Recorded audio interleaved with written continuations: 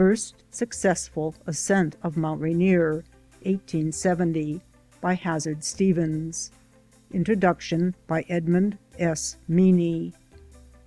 General Hazard Stevens was born at Newport, Rhode Island, on June 9, 1842. His father was Major General Isaac I. Stevens, and his mother, Margaret Hazard Stevens, was a granddaughter of Colonel Daniel Lyman of the Revolution. In 1854 and 1855, while the son was only 13 years of age, he accompanied his father, then the first governor of Washington Territory, on treaty-making expeditions among the Indian tribes. Later, he accompanied his father into the Union Army as an officer on his father's staff. He was severely wounded in the same battle where his father was killed while leading the charge at Chantilly, September 1, 1862. Hazard Stevens continued in the Army, and at the end of the war he was mustered out as a Brigadier General of Volunteers. He then returned to Washington Territory and went to work to support his mother and sisters. On August 17, 1870, he and P.B. Van Trump made the first successful ascent of Mount Rainier.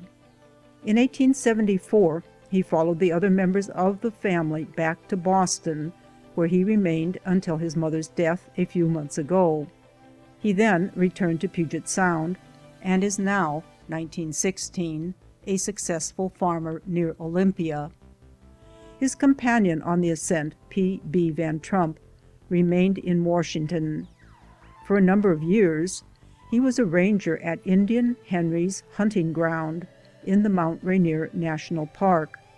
There, he was a quaint and attractive figure to all visitors. In 1915, he returned east to live among kinsfolk in New York State. The names of both Stevens and Van Trump have been generously bestowed upon glaciers, creeks, ridges, and canyons within the Mount Rainier National Park. General Stevens prefers to call the mountain Tacoma. The full account of the ascent was published by him under the title of The Ascent of Mount Tacoma in the Atlantic Monthly for November 1876. It is here reproduced by the permission of the editor of that magazine. Mr. Van Trump made several ascents after that first one, and in 1905, General Stevens also made a second ascent. He searched in vain for the relics he had deposited at the summit 35 years earlier. The rocks that were bare in 1870 were under snow and ice in 1905. End of introduction.